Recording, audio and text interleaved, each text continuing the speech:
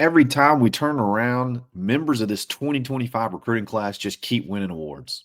In the world full of podcasts, he's the undisputed heavyweight champion of hot takes, an Auburn sports homer, master of the boog, and message board legend. Get your buttons buttoned and your hats flattened because the Top Button Podcast is about to kick off. And you don't want to miss your courtside seat. Now, here's your host, Charlie Five. Yes, sir. We're back. It's another episode of the Top Button Podcast. I'm your host, Kyle Rush, a.k.a. Charlie Five, and we are ready to get after it. Happy Wednesday.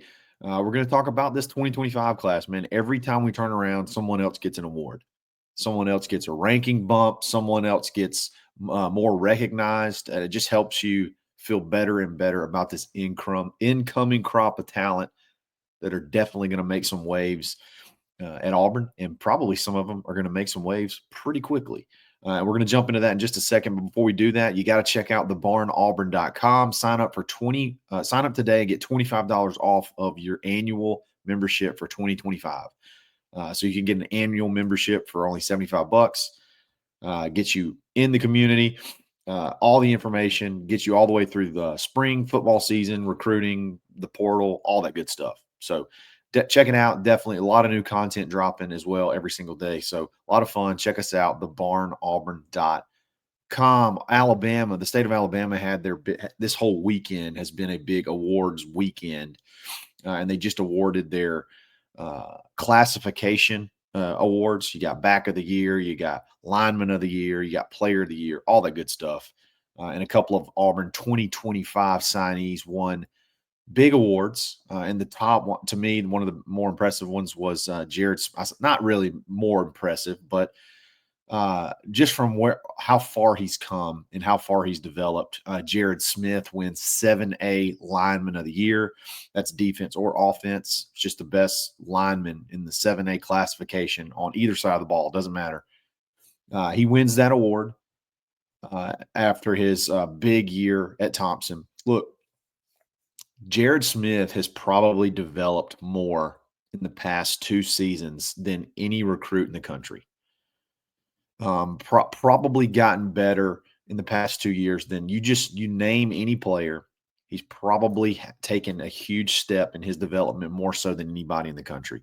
That's the big thing about going to schools like Thompson. He was at Spain Park, no knock on Spain Park, but Thompson is just to me at another level over anybody. And that's why we've talked about how you get kids from there. You just feel good because they're winners, and it's a good program, and they got tons of talent, and they stack talent, just like the goal is for college football, a college football program. Just his development jumped just incredible from one year to the next. There was a time where I don't want to say that he wasn't a take at Auburn, but there was a time where Auburn just didn't really know what he was, what he could be. Or what position he could play at the next level. And they were so unsure, honestly, that this past summer they brought him in for like an actual workout. Like he actually came in for one of the camps and actually had like a workout. And they were like, okay, there's something here. There's a lot of talent here. We've just not been able to see it on his film up until now. So like it was that we're talking about a recent jump.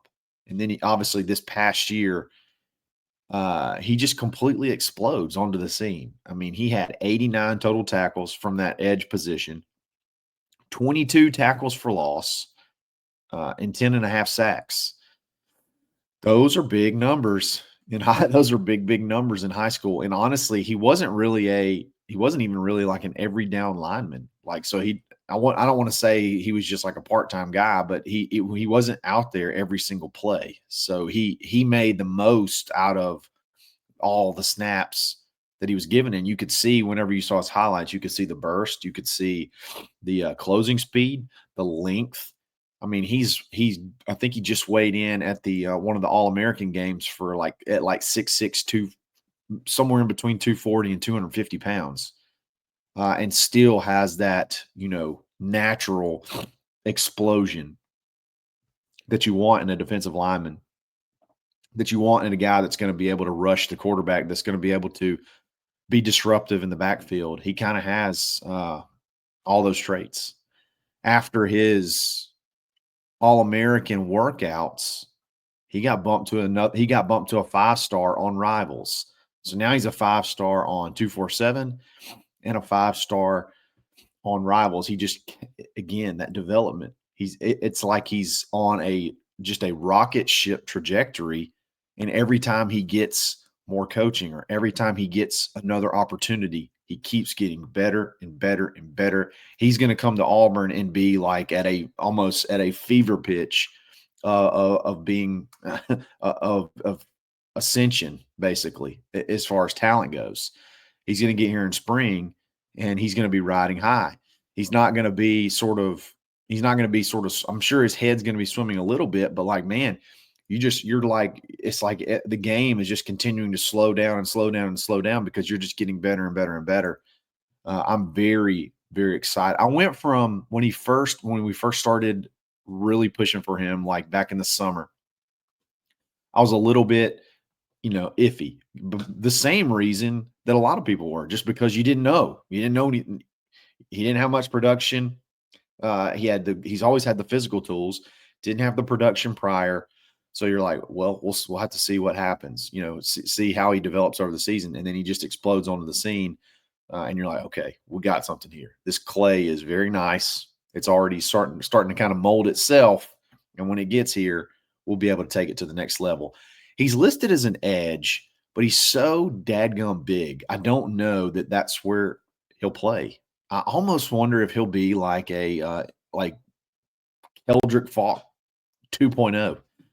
Like, I wonder if he'll slide in to that defensive end role and play at 6'6", 260, 270, similar to Keldrick Falk, and just be a monster. Now, Keldrick Falk's frame is wide.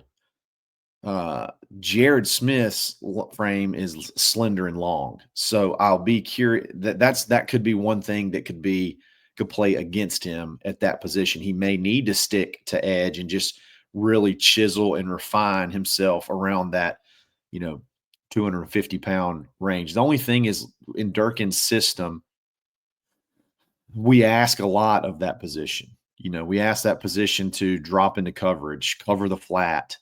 Not to say Jared couldn't do that, but I just don't know if that's his natural. I don't know if that's his natural gifts. I don't know if that's maximizing his natural gifts, because he is a ears back, get after the quarterback type guy. Like, when he goes out on the field, he needs to be pinning his ears back and going, and using those long arms to get separation from those offensive tackles, and then get into the backfield and making plays. Regardless, no matter what, you're fired up to have this kid. You're fired up to have this kid here in spring. And again, every time he steps on the field, he gets better. That's scary. That's scary to think about. Every time he walks out onto the practice field, every time he walks out onto the field, he gets better and better and better. And now you're going to get that kid that's got that confidence, that sees himself getting better, and he's going to be here going through spring practice. So very, very excited. Congratulations to Jared Smith, 7A lineman of the year. Again, could be that's both sides of the ball. So he's the best lineman in 7A, Alabama, which is a very solid classification of football. Another signee that won an award. Surprise, surprise. Add it to the list. It's almost like, okay, I got another one. Big deal. Alvin Henderson, 1A back of the year. That could be quarterback, running back, doesn't matter. 1A back of the year. Just, again, add it to a list of his just incredibly long list of awards. I mean, it's just unreal, some of the stuff that he talks about. You got like Gatorade Player of the Year. You got U.S. Army All-American Bowl Player of the Year. You got that state of Alabama all-time leading rusher. Just you name it, this kid's won it, and he won it again. I think he's won this thing a couple years in a row. It's just kind of unfair He's just puts up video game numbers. I mean, if you're going to play at this level, this is what you have to do. If you're going to play at that level, you need to be the most dominant force. If you're going to be an SEC player, you need to be the most dominant force at that level. And Alvin's done that. There's no question about it. Alvin's done that. He goes to the All-American game, U.S. Army All-American Bowl, or whatever it is. They change their names all the time. So I know it's the one that's not the Under Armour. So it's the opposite of that one. The one they play in like San Antonio. He goes there and he's getting a lot of recognition. He's another kid that I think is going to get better every time he steps out on the field now. Not that he wasn't getting better at the classification he was at, but it's just like you're already the best player out there. Okay. So like you're going to it's just human nature that it's hard to push yourself because you're already so great. Like it's hard to push yourself to the next level because you're already so dominant. Like, okay, what am I going to go out there instead of running for 300 yards a game? I'm going to run for 400 yards a game. Like, what else can I do? I've sort of done all that I could do. So every time I feel like that Alvin's a kid that's always kind of pushed himself to win. He's pushed himself to be the best. He wanted to be, recognized, remembered as one of the best backs in the history of Alabama high school football. That takes a little bit of self-drive, and that takes a little bit of, the desire and want to and the fire to go get it. So when he gets on a field where maybe he's not the best player, you hope that still ignites that fire. You hope that reignites that fire, I guess, is what I'm trying to say, that you'll go out there and push. He goes to those practices, the All-Star game practices was very highly talked about, was very highly thought of, his work ethic and his overall skills and how they translate to the next level. He caught a pass out of the backfield, got 14 or 15 yards in the actual game. It's so hard, I feel like, for kids that play at that level to just have the drive to keep going. And that's why you don't see a lot of them go to big schools, because it's like you just don't know. I'm just the best player out I'm the biggest fish in a very small pond. But Alvin seems like the kid it's not just that. It's a kid that wants to be the biggest fish in the big pond as well. He had some goals that he wanted to achieve, and he achieved those, and now he's going to move on to the next level and try to do the same thing. Try to do the same thing at Auburn. We don't need him right away. You got a really talented running back room that really complements itself. You got a really nice little three-headed monster that I think he can be patient. If he'll be patient, you don't necessarily need him this year, but if he's patient and he works really hard, there could be a really good role for him next year. And, I think he could be a really good college player because he has a lot of the tools. He has a lot of the quick twitch, change of direction. Excuse me. Doesn't have necessarily the breakaway speed, but he gets up to top speed really quickly. That acceleration. To me, acceleration is also almost more important than just straight line, like your top speed. If I run a 4.5, but I'm running that 4.5 like immediately, like I'm getting up to speed and I'm able to burst through the holes with acceleration and where, the linebackers are trying to find me, or they're trying to read which gap I'm going to go through. And when I can see that gap, if I can hit it and go, that one cut boom type thing with running backs, to me, that's almost more important than, hey, I can run a 4.3. Okay, but that's awesome. But what kind of lateral change of direction do you have? Are you able to do that? What's your first 10-yard split? You know what I mean? I just think Alvin has that quick twitch, cut and go ability that really translates to the SEC. And he had to do that in his offense because, he got every snap. So you had to be able to find a hole quickly because literally everybody knew you were getting the ball. So you had to be able to find a hole quickly and just hit it and go. He didn't just catch it and run around the end around everybody left, catch it and run around everybody right. It was a lot of between the tackles. He's got a lot of, he took a beating this past year. He had a lot of carries, but I think he's got the tools to translate pretty well to the SEC. You just got to see if you can keep that. I do wonder about the mindset of a kid, though. I do wonder. It can make you or it can break you when you go from being the best player to not necessarily the worst player, but you go to being one of the best players on the team to being just one of the players on the team. You go from being the guy, the quote unquote legend. You go from being the one of the most recognized figures in Alabama high school football to just another guy on the team. I do wonder about the mindset of those type players and how hard of a transition that is.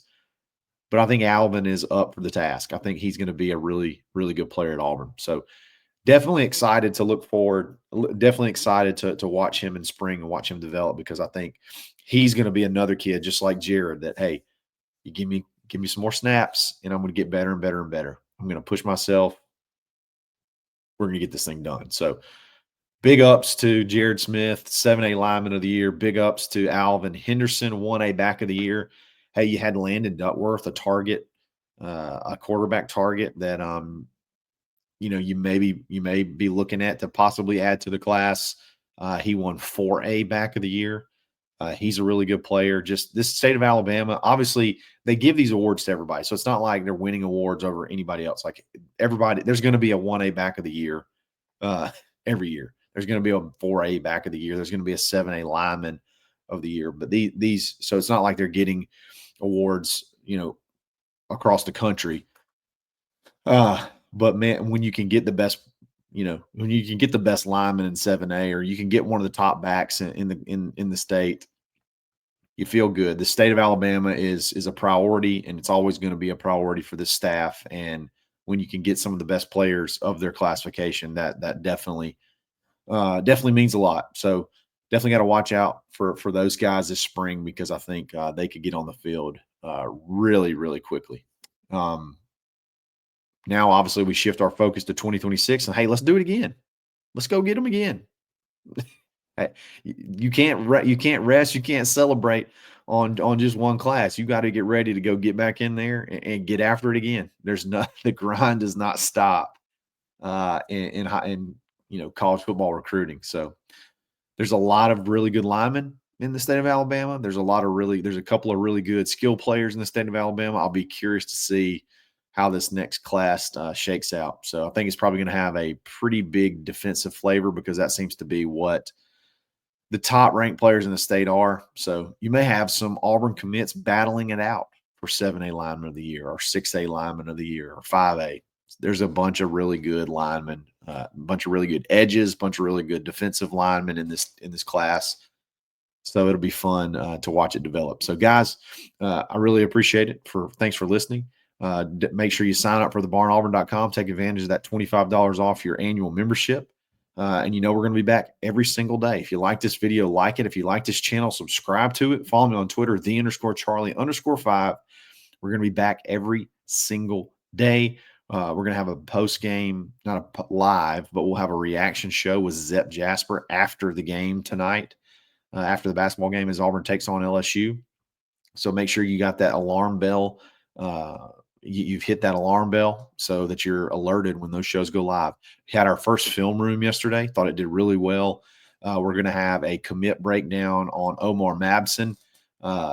Taylor's going to do that. He's already working on that one. So got a really interesting comparison that I think y'all are gonna really like.